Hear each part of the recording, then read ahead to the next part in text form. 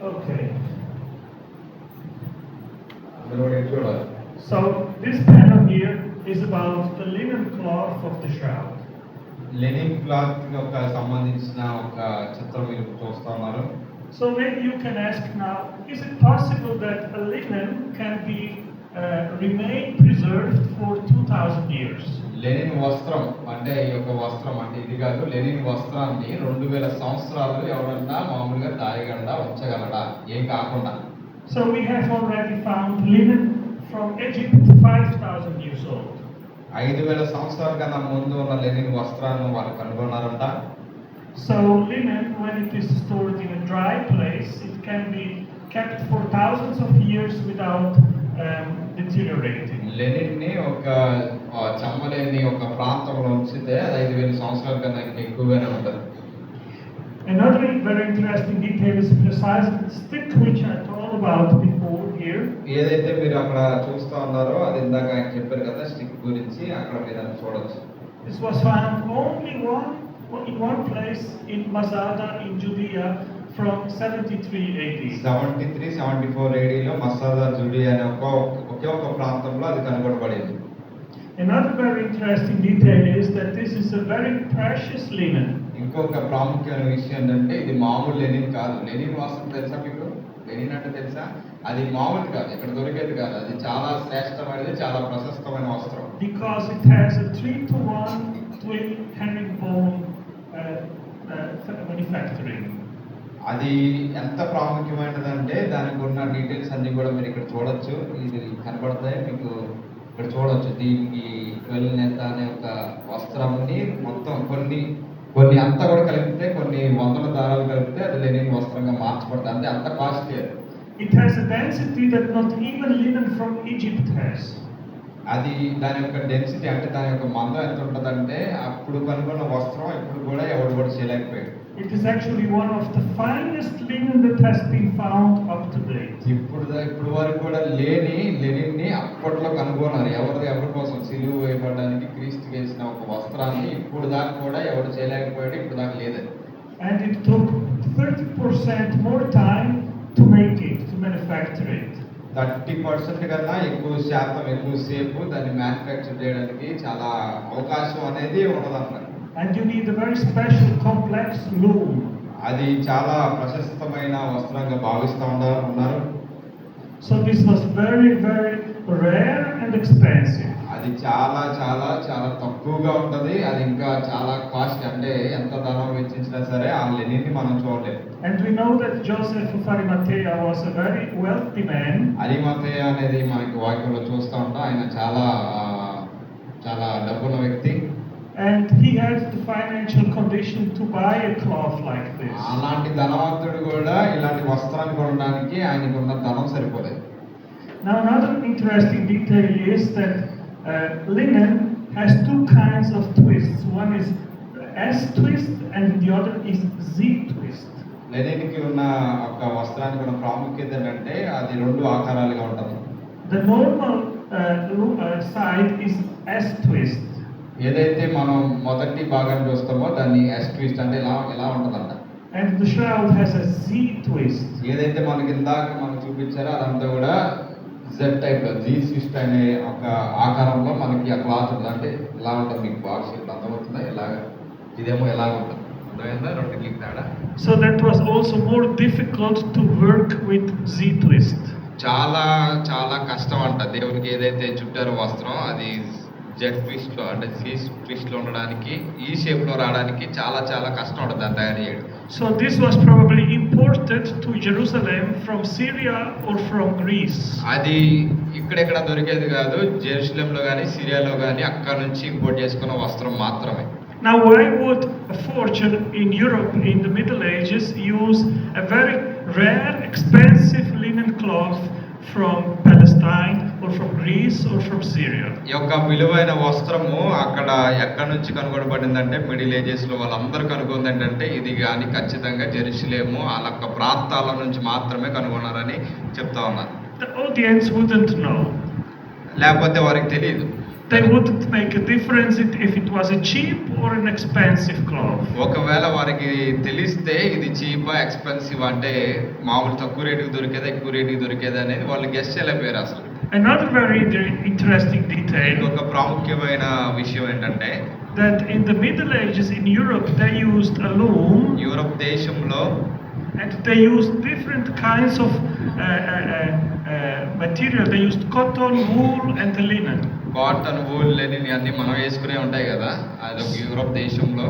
So if this would be a cloth, a linen which was loomed and fabricated in Europe, ఇది ఒకవేళ Europe దేశంలో కానీ సృష్టించబడితే then they would find traces of wool or cotton. ఒకవేళ ఆ దేశంలో కనుగొనబడితే అక్కడ నుంచి వచ్చిన లెనిన్ అయితే లెనిన్ వస్త్రంలో డైరెక్ట్ 100% లెనిన్ కాకుండా కాటన్ కానీ ఊల్ కానీ మిక్స్ అయి ఉంటుందంట. Because they used the looms for different kinds of manufacturing, for different wool or cotton or so forth. వాళ్ళు ఆ లెనిన్ని వాళ్ళకి శ్రేష్టమైన పద్ధతిలో కాకుండా వేరే వేరే పద్ధతుల్లో వాళ్ళు వినియోగిస్తూ ఉంటారంట. But in Judea, in Jerusalem, in Israel, they had a very strict ritualistic requirement that the linen had to be pure. యెరూషలేము ఇశ్రాయేల్ దేశాల్లో ఏంటంటే లెనిన్ అనేది చాలా చాలా శ్రేష్టమైనది ఉండాలి, ఏది కూడా దాంట్లో మిక్స్ అవ్వకూడదు. So because of this we know this was not manufactured in Europe but certainly in Palestine. ఇది మనకి చెప్తుంది ఏంటంటే యూరప్ దేశంలో కానీ పాలస్తీన్ దేశంలో కానీ ఎక్కడా కూడా ఇది రాలేదు, ఇది యెరూషలేము నుంచి ఆ ప్రాంతాల నుంచి మాత్రమే వచ్చింది. And another very interesting detail, ఇంకొక ప్రాముఖ్యమైన విషయం ఏంటంటే is that the size of the shroud, ఏదైతే వస్త్రం యొక్క సైజు ఉందో it has the size of 8 per 2 cubits. 8 నుంచి 2 క్యూబిక్ మీటర్స్ లో ఆ క్లాత్ అంతా కూడా ఇందాక ఫస్ట్ చూపించిన క్లాత్ అంతా కూడా ఉంది ఆ వస్త్రం. Which is a measure from Assyrian measuring system from the 1st century. Syria ఒక మెజరింగ్ సిస్టమ్ లో అంటే ఆ కొలిచి ఆ పద్ధతిలో ఫస్ట్ సెంచరీ అంటే స్టార్టింగ్ లోనే వాళ్ళు కనుగొన్నారు ఆ సైజు ఎంత ఉంటది ఏంటి అనేసి. So in Europe they didn't know about this size system. Europe దేశానికి ఆ సైజ్ సిస్టమ్ అనేది ఎలా కొలవాలనేది వాళ్ళకి తెలియదు.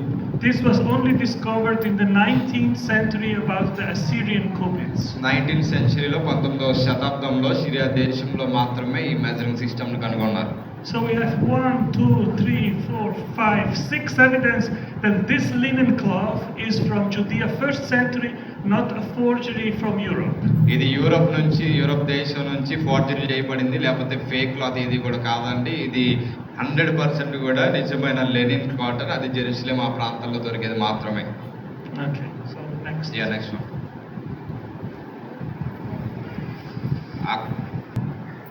Safety. Yeah. This blood which you see here. Mic.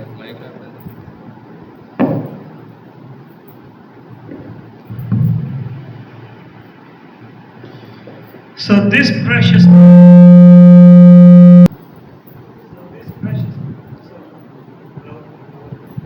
Mic రావట్లేదు అది.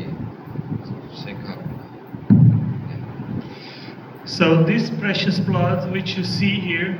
ఏదైతే వస్త్రాన్ని మీరు అక్కడ చూస్తున్నారో విలువగల వస్త్రాన్ని saved you. అదే మనం రక్షించబడడానికి కారణమైంది. గట్టిగా చప్పట్లు కొడదాం దేవుడు.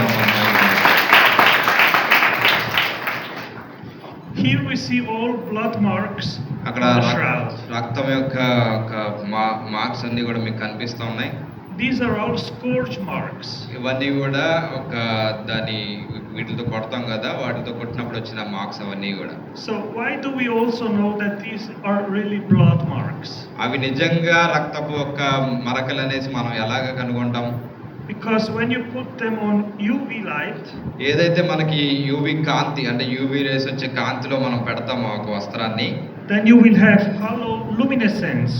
ఏదైతే చుట్టుపక్కల అల్లుకున్న ఒక లూమినస్ ఎసెన్స్ ఏదైతే ఉందో అది ఖచ్చితంగా కనపడాలి. And that luminescence is also indicative for pre-mortem blood. అది ఏదైతే అక్కడ కనుగొనబడిందో దాన్ని ఖచ్చితంగా దేవుడు చనిపోక ముందు ప్రీమార్టంగా మనం చూడగలుగుతాం అక్కడ. Okay, so next. 78, the most exhaustive scientific investigation has been made in Turin. 1991 సంవత్సరంలో మోస్ట్ సైంటిఫిక్ అంటే శాస్త్రవేత్తలు ఏమని కనుగొన్నారంటే, And this gentleman, his name is Max Frey. Max Frey ఆయన ఒక పేరు. He took tape samples from the surface of the cloth of the shroud. ఆయన measurements అన్ని టేప్ తో తీసుకుంటున్నారు చూడండి. అక్కడ క్లాత్, ఒక దేవుని అక్కడ ఉంచిన క్లాత్ మీద, And he put it under the microscope. ఆయన మైక్రోస్కోప్ లో దాన్ని చూడడానికి ఏం జరిగిందో చూడడానికి మైక్రోస్కోప్ లో పెట్టి చూసినప్పుడు, And he encountered plant pollen from the region of Jerusalem. ఆయన జెరూసలేం యొక్క ప్రాంతంలో పోలన్ బ్లడ్ ని ఖచ్చితంగా దాన్ని మైక్రోస్కోప్ లో కనుగొన్నాడు. And one of the plants is called Sisyphus spina Christi, ఇక్కడ ఏదైతే మీరు చూస్తా ఉన్నారో దీన్ని ఆయన కనుగొనడం జరిగింది. which is pollen from a plant which was used to make the crown of thorns. అది ఎక్కడి నుంచి ఒక రక్త కణాలు కనుగొనబడిందంటే, ఒక మొక్క ఉంటది కదా దేవునికి పెట్టిన ముళ్ళ కిరీటం పెట్టింది, అది దాంట్లో నుంచి వాళ్ళు కనుగొన్నారు. So they did find in total 58 different pollen types. ఆయన కనుగొన్నాడంటే 50 రకాల అంటే ముళ్ళుని కనుగొచ్చడం ఆయన అందులో నుంచి కనుగొన్నాడు. And most of this pollen is from the Palestine region.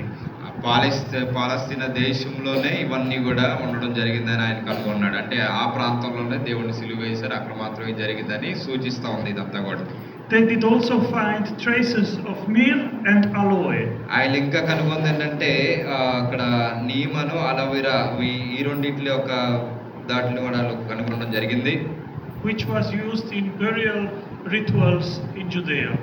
యూదయ దేశంలో అంతా కూడా ఎప్పుడైతే మనిషి చనిపోతాడో ఆ రిచువల్స్ అంటే ఒక కార్యక్రమం అంతా కూడా చేయడానికి వారు రెండింటిని కూడా ఉపయోగిస్తూ ఉంటారు. And we read in the Gospels that they brought 70 pounds of myrrh and aloe for this procedure to the. మన వాక్యంలో చదువుతాం కదా, వాళ్ళు 70 ఒక విలువ గల వాటిని, అంటే మనం వీటిని చూసాం కదా, వీటికి ఈ రెండు కూడా మనకి వాక్యంలో కనిపిస్తూ ఉంటాయి. అది తెలుగులో అదేంటో చదవడం రాలేదు.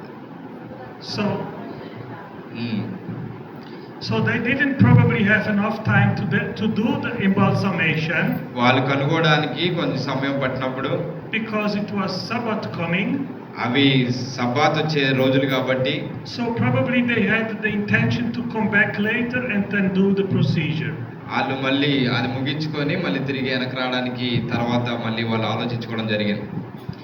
Also they did find on the foot and on the knee.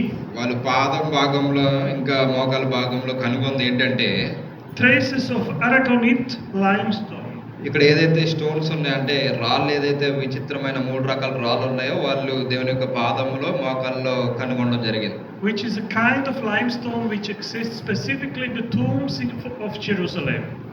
అక్కడ యెరూషలేములో ఉన్న ప్రాంతంలో ఖచ్చితంగా ఇవి అక్కడ ఉన్నాయి, అక్కడ నుంచి వాళ్ళు కనుగొనడం జరిగింది. So very powerful evidence that this cloth at some period in the past was in one tomb in Jerusalem. ఒక యెరూషలేములో ఒక సమాధిలో నుంచి మాత్రమే ఈ యొక్క వస్త్రం సేకరించబడిందని ఇంతకు మించిన ఎవిడెన్స్ మనకి ఎక్కడ కూడా మనం చూడం. Next. 1898 the first photograph was taken of the shroud. 1998వ శతాబ్దంలో మొట్టమొదటిగా ఆ వస్త్రం ఏదైతే ఉందో అది ఫోటో తీశారు. And this was the photograph. His name is Secondo Pia. Secondo Pia అనే ఈయన ఫోటోగ్రాఫర్, ఈయన చూస్తా ఉన్నారు కదా ఆయన. And he made an absolutely incredible discovery. ఏదైతే ఆయన ఒక విచిత్రమైన డిస్కవర్ అంటే విచిత్రమైన దాన్ని ఆయన కనుగొన్నాడు ఆ ఫోటో తీసేటప్పుడు. He discovered that the shroud is a photo negative. అది ఒక అక్కడ మీరు చూస్తున్నారా, అక్కడ ఫోటో ఉందా, ఆ ఫోటో నెగటివ్ ని ఆయన తీయడం జరిగింది.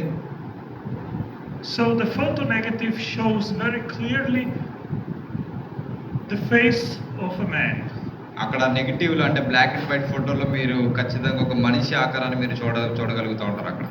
This made news in all European newspapers. Europe దేశం అన్ని అక్కడ ఉన్న ప్రతి ఒక్క చోట కూడా న్యూస్ అంతా కూడా వెళ్ళిపోయింది. ఇక్కడ నెగటివ్ ఒకటి ఫోటో తీశారు, ఇక్కడ మనిషి రూపంలో ఒక ఆయన ఉన్నాడు అనేసి. And soon they started to accuse Secondo Pia of forgery. ఈయనని అందరూ కూడా తిట్టడం, హింసించడం అందరూ కూడా మొదలు పెట్టారు ఎప్పుడైతే ఈ ఫోటో నెగిటివ్ బయటకు వచ్చిందో. And only in 1931, 1931వ సంవత్సరంలో when there was another exposition of the shroud, ఇంకొక సంఘటన ఏం జరిగిందంటే ఒక వస్త్రం గురించి another photographer, his name was Henriet, made other photographs of the అనే shroud. ఒక ఫోటోగ్రాఫర్ ఇంకా అక్కడ ఏదైతే వస్త్రం ఉందో దాన్ని ఇంకా ఫొటోస్ తీయడం జరిగింది. So it had the same effect. Same అదే ఏదైతే ఫోటో ఈయన తీసాడో అదే ఫోటో ఆయన కూడా తీసినప్పుడు అంతా కూడా సేమ్ మ్యాచ్ అయిపోయింది. So Secondo Pio was vindicated that he didn't do a forgery. Second OP అంటే ఈయన ఏం చేస్తున్నాడంటే వేరే వాడు తీసినప్పుడు దాన్ని ఫార్జరీ చేయలేదు, సేమ్ యాజ్ ఇట్ ఈస్ ఇదే తీసాడని ఆయన నిర్ధారించడం జరిగింది. The image on the shroud is in fact a photo negative. ఏదైతే వస్త్రం ఉందో అది ఖచ్చితంగా ఆ ఫొటోస్ లో వచ్చిన నెగిటివ్ అని వాళ్ళు కనుగొనడం జరిగింది. దాంట్లో ఆ వస్త్రంలో నుంచి వీళ్ళు ఫోటో తీయడం జరిగింది. So imagine, how would a forger in the Middle Ages know about photo negatives? Middle ages లో ఉన్న వ్యక్తులు ఈ యొక్క నెగిటివ్ గురించి ఎలా ఆలోచించగలిగారంటే, If photography was only discovered in the 19th century, 19వ శతాబ్దంలో ఈ ఫోటో నెగిటివ్స్ అన్ని కూడా కనుగొనబడ్డాయి. so this is really a miracle. ఇదంతా కూడా చాలా ఆశ్చర్యకరమైన దేవుడు చేసిన అద్భుతం. Next. 1976, 1976వ సంవత్సరంలో they discovered something else amazing about the shroud. ఇద్దరు వ్యక్తులు ఒక వస్త్రం గురించి ఇంకా ఆశ్చర్యకరమైన సంగతులు కనుగొన్నారు. ఏంటంటే The shroud contains encoded 3D information. 3D ఒక ఆకారంలో ఒక షౌల్ మీద ఉన్న ఒక నెగిటివ్ ని వాళ్ళంతా కూడా చిత్రీకరించి దాన్ని కనుగొనడం జరిగింది. This is special information. అది చాలా మనకి స్పెషల్ ఇన్ఫర్మేషన్ అదంతా కూడా. So when the cloth was closer to the body, ఎప్పుడైతే ఆ వస్త్రము దేవునికి ముఖానికి చాలా దగ్గరగా ఉందో, the color was darker. ఎప్పుడైతే అదంతా కూడా నల్లగా ఉండడం జరిగింది. And when it was more distant, ఎప్పుడైతే మనం దూరం నుంచి చూడగలుగుతామో it was brighter color. అది ఇంకా చాలా బ్రైట్ గా ఉండడం, అంటే వెలుగుగా ఉండడం చూస్తా ఉన్నాం. The shroud is the only artifact in the world that we know that it has this kind of effect. ఆ వస్త్రము 3D ఎఫెక్ట్ లో మాత్రమే మనకి ఖచ్చితంగా కనపడడానికి నిర్ధారించబడతా ఉంది. మీరు అక్కడ చూడొచ్చు, చాలా క్లారిటీగా ఉంది 3D ఆకారం. There is no other known artifact that contains spatial 3D information. వేరే 3D ఎఫెక్ట్స్ కానీ వేరే ఆర్టిఫిషియల్ ఇన్ఫ్లుయెన్స్ కానీ ఏది కూడా ఆ వస్త్రం మీద జరగలేదు. వాళ్ళు నిజంగా కనుగొన్న వస్త్రం మీద ఉన్న 3D ఒక పిక్చర్ మీరంతా కూడా చూడొచ్చు. వాళ్ళిద్దరు శాస్త్రం ఎలా ఉంటాడు, అసలు ఆయన రూపం ఎలా ఉంటుంది అనేసి మీకు ఎప్పుడైనా తెలుసుకోవాలనే ఒక తాపత్రయం కలిగిందా? Whoever of you had ever the desire to think, oh, how was Jesus looking? దేవుడు ఎలా ఉంటాడని ఎవరికైనా ఆసక్తితో దేవుడిని ఎలా ఉంటాడని తెలుసుకోవాలనే ఒక ఆసక్తి ఎంతమందిలో ఉంది? Who of you? ఎంతమందిలో ఉంది? దేవుడు ఎలా ఉంటాడనేసి ఒకసారి కూడా మీరు ఆలోచించలేదా? అలాగా ఆయన మోహం చూడాలి ఏంటనేసి. So based on the image on the shroud, ఏదైతే మనం ఇప్పుడు దాకా 3D నెగటివ్స్ ఇమేజెస్ అన్ని చూసామో దాన్ని నిర్ధారణగా చేసుకొని it took me 3 years 3 సంవత్సరాల వ్యవధి కాలంలో to make a very accurate reconstruction based off the image on the shroud. ఆ నెగటివ్స్ నుంచి, అంటే ఆ వస్త్రం మీద నుంచి వాళ్ళు తీసిన ఫొటోస్ బట్టి దాన్ని సేకరించి దాన్ని ఒక ముఖంలో చేయడానికి 3 సంవత్సరాలు పట్టిన టైం తర్వాత వచ్చిన రిపోర్ట్ ఏంటంటే, so based on the image on the shroud, you can now know how Jesus most likely looked like 2000 years ago. ఆ వస్త్రం మీద ఉన్న ఒక దాన్ని బట్టి దేవుడు ఎలా ఉంటాడనేది మీరు ఒక ఖచ్చితమైన ఒక ఫోటో మీరు అక్కడ చూడొచ్చు. గట్టిగా చెప్పండి కూడా దేవుడు మహిమపరుద్దాం. So this is an anatomically very precise reconstruction based on the image, the face of the shroud. ఇది చాలా శ్రేష్టమైన ముఖము, దేవుని ముఖము. కాబట్టి ఆ వస్త్రం మీద ఏదైతే వాళ్ళు కనుగొన్నారో సైంటిఫిక్ అంతా ప్రూవ్ అయిన తర్వాత చాలా యాక్యురేట్ పిక్చర్ మీరు అక్కడ దేవుడిని, పరిశుద్ధాత్మ దేవుని మనం అక్కడ చూడొచ్చు. So Jesus left this fantastic testimony for our generation today. ప్రభువైన యేసుక్రీస్తు వారు ఇలాంటి గొప్ప సాక్ష్యాన్ని మన కొరకు ఆయన ఎన్నడో విడిచిపెట్టి వెళ్ళారు ఆయన. And you are one of the few which has the privilege to know how probably the Lord looked like. ఇంతమంది చర్చిలో ఉన్నప్పటికీ మీరు ఏర్పరచబడిన వాళ్ళు కాబట్టి దేవుడు ఎలా ఉంటాడో చూడగలిగే ధన్యత దేవుడు మీకు ఇచ్చాడు కాబట్టి ఆమేన్.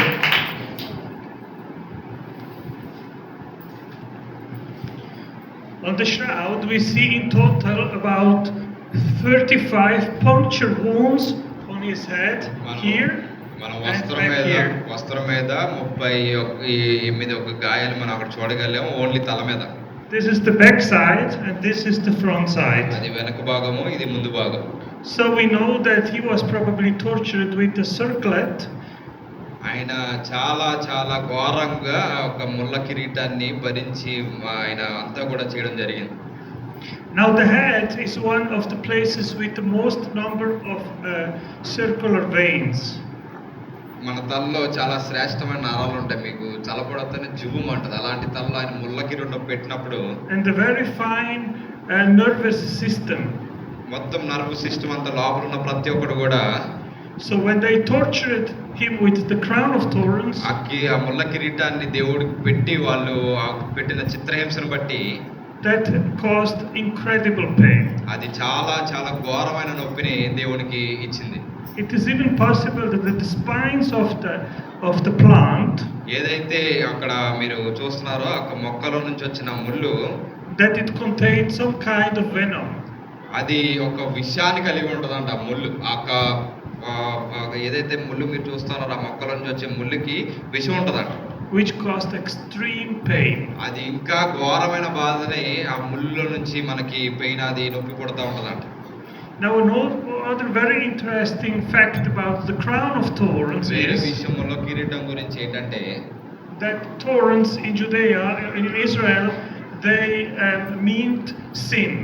యోదయ ఇశ్రాయేల్ దేశంలో ఆ ముళ్ళ కిరీటాన్ని పాపం చేసిన వాళ్ళకి పెడతారు. So Jesus was the sin bearer. పరిశుద్ధుడైన దేవుడు పాపిగా మారి ఆయన పాపాన్ని అంతా కూడా తన తల మీద మోయగలిగాడు. Amen. ఆమేన్. Okay. శిక్ష ఎలా ఉంటుందో ఇప్పుడు మీకు ఆయన ఎక్స్ప్లెయిన్ చేయబోతా ఉన్నారు. This is the position how Jesus was scourged. దేవుడు ఇప్పుడు అదే పొజిషన్ లో అంటే అదే స్థానంలో దేవుడు సిలువ వేసే ముందు అలా ఉంచారు ఆయన కొట్టడానికి. Pilate didn't want to crucify Jesus. అక్కడ వాళ్ళు దేవుడిని సిలువ వేయాలనుకున్నప్పుడు ఆ రాజులు Pilate, he wanted Jesus just to be punished, scourged, and then let go. పిలాతు ఏమనుకున్నాడు, నార్మల్ గా చెప్పే శిక్ష చేసేసి పంపించేద్దాం అని అనుకున్నాడు. But the people, they said crucify కానీ him. జనాలు ఏమన్నారు, ఈయన ఖచ్చితంగా సిలువకి ఇచ్చాలి, ఈయన పాపాత్ముడు అని ఆయన మీద అనేకమైన నిందలేశారు. So Jesus suffered basically two punishments. దేవుడు మామూలుగా ఒక పనిష్మెంట్ తో అయిపోలేదు, సిలువ యాగంతో అయిపోలేదు, ఆయన 2 హింసలు గుండా వెళ్ళాడు. Scourged and then crucified. ఆయన్ని కొట్టిన తర్వాత దేవుడిని సిలువ వేయడానికి వాళ్ళందరూ కూడా ఆమోదించారు. Now there were 2 Roman soldiers which scourged him in this position. Roman soldiers ఎవరైతే వాళ్ళిద్దరు ఉన్నారో వాళ్ళు దేవుడిని కొడతా ఉన్నప్పుడు And they used a torture instrument which is called flagrum.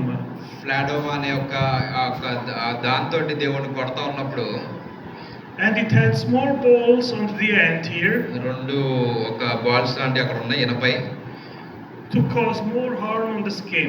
అది చాలా విపరీతమైన, అది తాకినప్పుడు చాలా విపరీతమైనగా మొత్తం అంతా కూడా దెబ్బ తగులుతూ ఉంటది అక్కడ. There are 150 scourge marks on the back. దేవుడి ఒక శరీరం మీద వెనక భాగం మీద 150 సార్లు అది కొట్టినట్టు అక్కడ ఆనవాళ్ళు ఉన్నాయంట. And 120 scourge marks on the front. 120 సార్లు కొట్టినట్టు ముందు భాగం మీద ఉన్నాయంట.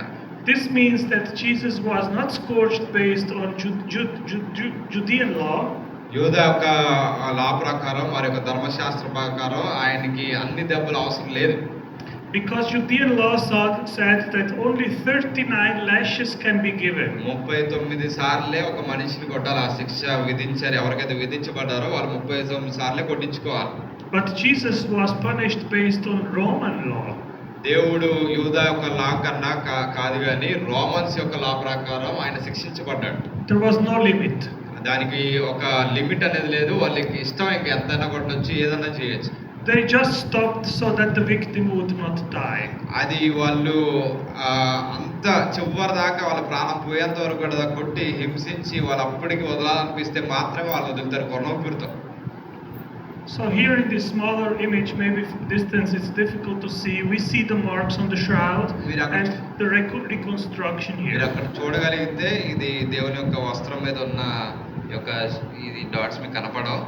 ఇది కనపడదు కాబట్టి ఇక్కడ ఇమేజ్లో మీరు చూడొచ్చు ఎలా దెబ్బలు తగిలా ఏం జరిగింది అనేది మొత్తం కూడా ఇక్కడ కనపడతావు. So Jesus was already very debilitated when he had to carry the patibulum to the cross. యేసుక్రీస్తు వారు ఆ శిలువ మోయడానికి రోమన్ లా ప్రకారం ఆయన మొత్తం కూడా తీసుకెళ్తా ఉన్నారు ఆ ప్రాంతం అంతా కూడా. So we understand that Simon of Cyrene had to help him to carry the patibulum. సీమోను పేతురు ఆ శిలువను మోయడానికి సహకరించడానికి మనం కూడా చూస్తూ ఉంటాం. He had already considerable blood loss. ఆయనకు కూడా చాలా రక్తం అంతా కూడా ఆయన కూడా కారిపోతుంది. ఆయన కూడా పడ్డాయి దెబ్బలు.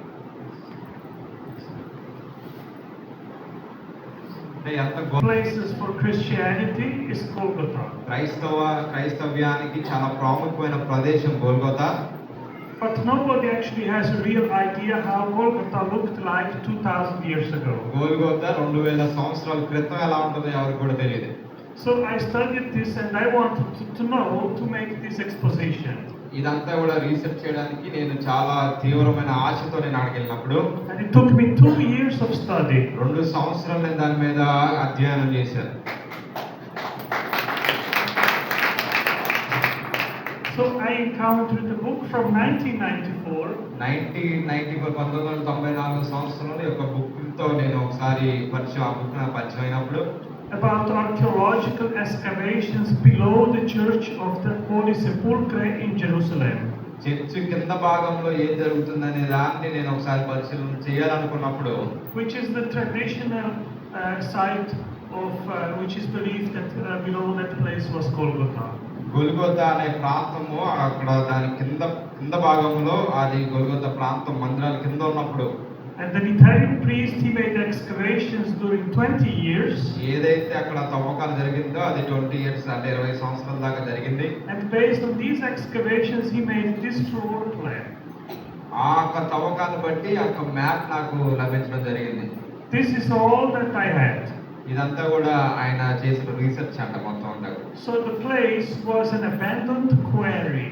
ఆ ప్లేస్ ఏంటంటే చాలా నిషిద్ధమైంది. ఇంకా దాన్ని వదిలేశారు. అంతా కూడా మొత్తం పాల్పడిపోవడానికి అంతా కూడా సిద్ధమైన గొల్గొతా కల్వరి అని మీరు చూడొచ్చు సాంప్రదాయ స్థానం.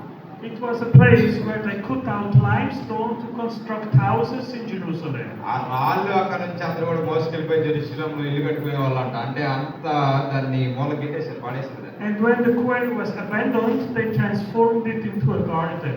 ఎప్పుడైతే అదంతా కూడా క్వైరీ అక్కడ ఎక్స్కవేషన్ అంతా కూడా జరిగి నిలిపివేయబడిందో అది గార్డెన్ గా వాళ్ళు తీర్చిదిద్దడం జరిగింది Golgotha Calvary. And they planted a vineyard and olive trees.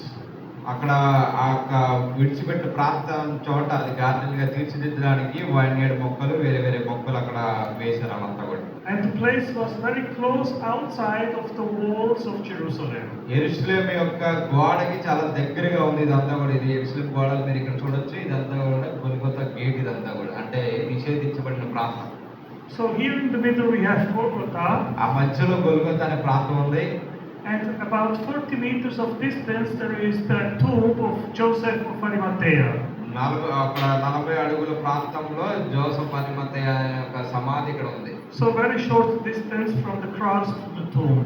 ఇప్పుడే అక్కడ సిలువ వేయబడిన దాని దగ్గర నుంచి ఆయన సమాధి దగ్గరికి చాలా దగ్గరగా ఉంది. So now we can know how the place looked like. గొల్గొతాని మనం ఎలా ఉంటుందని 2000 సంవత్సరాల క్రితం ఎలా ఉంటుందో మనం ఇప్పుడు చూడగలిగాం. Amen. Amen. This is the forensically correct anatomical reconstruction of Jesus on the cross. Forensic శాస్త్రవేత్తలు వారు యేసుక్రీస్తు వారు శిలువ మీద వేలాడుతున్నప్పుడు చేసిన అధ్యయనం ఏంటంటే You see two positions here. అక్కడ మీరు 2 పొజిషన్స్ అంటే 2 వేరు పొజిషన్స్ మీరు చూడొచ్చు అక్కడ. This is the up position. అది పైకి ఇలా అంటాం కదా, అది ఆ పొజిషన్ అది. And this is the down position. అది మళ్ళీ కిందకి వచ్చేటప్పుడు ఉన్న పొజిషన్ అది. Why was he on two positions, up and down? ఎందుకు ఆయన 2 పొజిషన్లో ఉన్నాడు? ఒకలానే ఎందుకు లేడు ఆయన దేవుడు? Because he had to breathe. ఆయన ఊపిరి తీసుకోవాలి కాబట్టి. And in order to breathe, he had to be in the upper position. ఆయన ఊపిరి తీసుకోవాలనేటప్పుడు ఆయన కొంచెం ఇలా అని ఊపిరి తీసుకోవడానికి పైకి వెళ్ళాలి. And when he was down, he was exhalating. ఆయన ఎప్పుడైతే కిందకి రావాలో అప్పుడు అంతా కూడా ఊపిరి వదలాలి. Now imagine that these nails, ఏదైతే ఇక్కడ అది మేకులు కొట్టబడ్డాయో they were touching nerves in the hand and with the feet. ఆయన ఊపిరి తీసుకునేటప్పుడు ఇదంతా కూడా మేకు ఇదంతా లోపల ఉన్న నరాలన్నీ కూడా చాలా నొప్పి వచ్చేసి కింద కాళ్ళ దగ్గర కూడా నొప్పి వచ్చేసి ఆయన అన్ని బాధలు పడ్డాడు. So every time when he had to move, ఆయన ఎప్పుడైతే ఊపిరి తీసుకునేటప్పుడు ఆయన పైకి వెళ్ళేటప్పుడు that caused excruciating pain. అది చాలా తట్టుకోలేని అంత నొప్పిని ఆయన తీసుకుంటున్నాడు. ఊపిరి తీసుకునేటప్పుడు ఇదంతా కూడా మేకుల ద్వారా భారం అయిపోయి మొత్తం అంతా కూడా నరాలు అంతా కూడా ఎఫెక్ట్ అయిపోయి లోపల ఉన్నారా. So the name excruciation comes precisely from the cross. ఎక్స్క్రూషియేషన్ అనే ఒక పదం అంటే క్రూసిఫికేషన్ అనే పదం చాలా తీవ్రమైన పదం.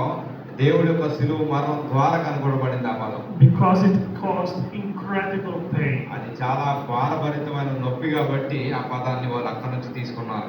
So here you can see what the Lord went through for us. దేవుడు మన కోసం ఎంతటి నొప్పిని భరించాడో మన కోసం అనేది మీరు ఖచ్చితంగా చూడగలగాలి ఈ చిత్రం వల్ల. This was one of the most horrendous torture methods to kill people. ఇప్పటి వరకు ఎప్పుడు కూడా చేయని త్యాగం మనం ఇక్కడ అంతా కూడా దేవుడు చేసిన త్యాగాన్ని మనం చూస్తా ఉన్నాం. ఎప్పుడు ఎన్నడూ ఎవరికి కూడా చేయలేదు. So we know today that Jesus most probably died exactly on April 3, 33 AD. April 3వ తారీఖు ఆఫ్టర్ 33 అంటే 33వ శతాబ్దం శుక్రవారం దేవుడు మరణించాడని నిర్ధారించబడింది. Interesting is that this is the fulfillment of a prophecy in the Old Testament, Daniel 9:24-27. పాత నిబంధన గ్రంథంలో దేవుడు చెప్పిన దాన్ని బట్టి ఇదంతా కూడా జరగడం జరిగింది. ఒక సేమ్ అదే తేదీలో అదే సంవత్సరంలో జరుగుతుందని పాత నిబంధనలు మనం చూస్తూ ఉంటాం. అదే కేవలం ఇక్కడ జరిగింది. So it was prophesied that the Messiah would die exactly at this date. ప్రభువైన యేసుక్రీస్తు వారు చనిపోతారు ఇదే తారీఖున ఇదే సమయంలో చనిపోతారని పాత నిబంధన గ్రంథంలోనే ప్రవచించబడింది. ప్రవచించిన రీతిగా దేవుడు అదే తారీఖున చనిపోయాడు. So we know Jesus is the Messiah. అదే మనకు సూచించేది అంటే ప్రభువైన యేసుక్రీస్తు వారే మెస్సయ్య. గట్టిగా చప్పట్లు కొట్టి దేవుని మన మహిమగా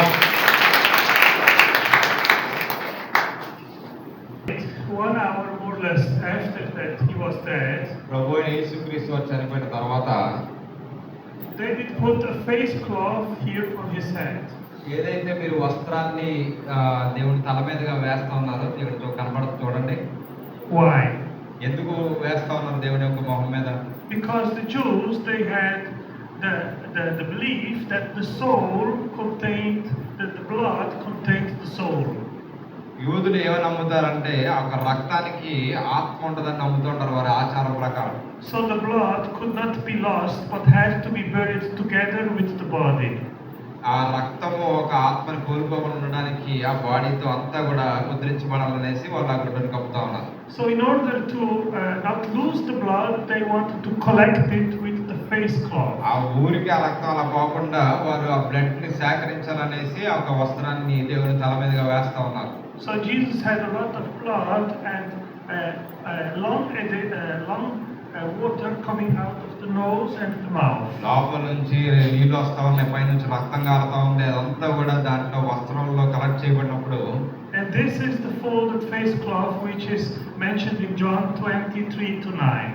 యోహాను సువార్త 20 ఇందాక మీరు చదివిన లేఖన భాగంలో నుంచి కూడా ఇదంతా కూడా మీరు చూడొచ్చు. దేవుడి యొక్క వస్త్రము గురించి చదివిన దాంట్లో ఇదంతా కూడా ఉంది. And this is the face cloth which is stored in Oviedo in Spain. Oviedo Spain దేశంలో ఈ యొక్క వస్త్రము ఇప్పుడు కూడా అలానే దాచిపెట్టి ఉంచారు. Now very interesting that this cloth contains also blood. ఏదైతే ఈ వస్త్రం ఉందో దాని మీద కూడా రక్త మార్కులు ఉన్నాయి. Type AB. అది ఒక రక్తము ఒక గ్రూప్ ఏంటంటే AB. And the blood on the shroud, guess what blood type it is? ఏదైతే ఫస్ట్ మీరు చూసారో దేవుని చుట్టుపెట్టి ఉన్నప్పుడు ఆ ఒక్క వస్త్రం మీద ఏ రక్తం ఉంటుందని మీరు అనుకుంటా ఉన్నారు? It's also blood type AB. అది కూడా same blood group AB. So there is many evidence that this cloth which is stored in Oviedo in Spain is the cloth which which covered the same man as the shroud in Turin. ఏదైతే టోరెంట్లో ఒక వస్త్రం ఉందో పెద్ద వస్త్రం, same ఇదే కూడా ఓవియాడ దేశంలో రెండు కూడా మ్యాచ్ అయినప్పుడు, And we have the historical track back to the 6th century of this cloth. దానికి ఎంత చరిత్ర ఉందంటే 6th సెంచరీలోనే దేవుడికి అతి ప్రాముఖ్యమైన చరిత్ర రెండు ఒక వస్త్రాల వల్ల మనం తెలుసుకోగలుగుతా ఉన్నాం. It was in Jerusalem. అది యెరూషలేములో ఉంది. And when the Islamics invaded Jerusalem, they took it off and brought it to Spain. ఇస్లాం దేశం వాళ్ళు ఏం చేస్తా ఉన్నారంటే అది యెరూషలేము వస్త్రాన్ని తీసుకొని స్పెయిన్ దేశానికి పారిపోయారు. So this cloth also corroborates that the shroud in Turin is authentic because it covers the same man, and we know it back to the 6th century. టూరిన్లో ఏదైతే వస్త్రం ఉందో, అంటే మీరు చూసిన బారు వస్త్రం, దేవుని కప్పిన వస్త్రం ఏదైతే ఉందో అది ఇది మ్యాచ్ అవడం వల్ల రెండు కూడా మ్యాచ్ అయ్యి రెండు కూడా ఒకళ్ళకి సంబంధించిన అని వాళ్ళు కనుగొన్నారు. Everyone, we are from India, Andhra Pradesh. So, dear brother Otangelo Brasso sir just visited our church and completed the presentation, and it's been a wonderful experience for my family and for our church. We are really blessed by the presentation, and we have known all the facts we don't know from very beginning from the Shroud and Turin. So it's been a wonderful explanation and a wonderful experience to have our brother all the way from Brazil to India. So it's kind of really hard. Really, I would want to think about it, and I want to take it forward to other tribal areas or preach the Shroud of Turin, historical evidences and the research and all the things which I have learned from brother. It's been a amazing experience really, and he's my father and all the family. So it's kind of 400 members already heard this research, and our church people also want to take this forward, and we all will be taking this forward to move mightily for Jesus Christ. Thank you. Praise the Lord. Praise the Lord. Wonderful experience with your Otangelo Brasso. You are coming to our church. We blessed. We are our family and our congregation blessed by your teachings. Great moment this is. We are blessed with your evidences, research evidences. Very good, very great moment this is. We are very blessed, and thank you very much for coming to our India and our congregation. Thank you a lot. Thank you for your hospitality, wonderful food, wonderful people. Yes, thank you so much for all the kindness. Yes, thanks. Thank you. Yes.